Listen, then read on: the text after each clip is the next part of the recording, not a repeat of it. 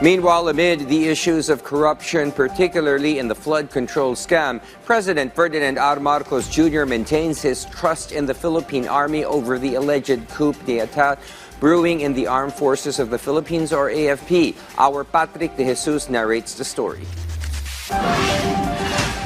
Ang military ay hindi problema.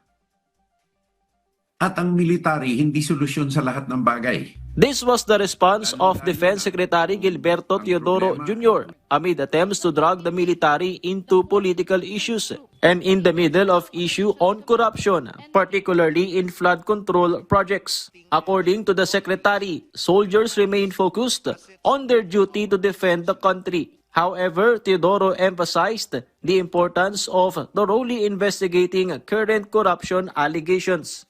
Trabaho ng armed forces is to stick to defense roles. And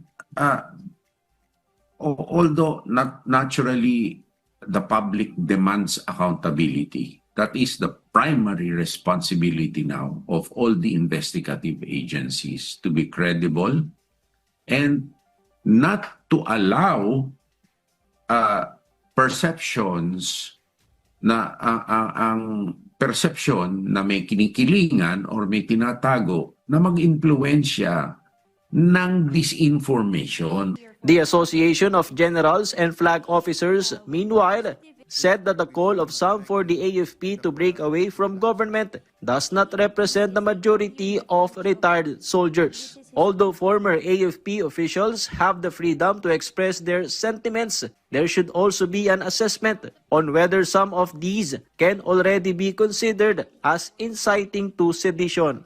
If any person, including retired, violate the law, then they can be facing charges, or charges could be filed. When people would start to give out fake news, misinformation, disinformation, malinformation, on a false premise that the AFP could not perform its mandate and they would like to incite the people to armed rebellion, we are not taking the sitting down. We would check if there's any violation of law.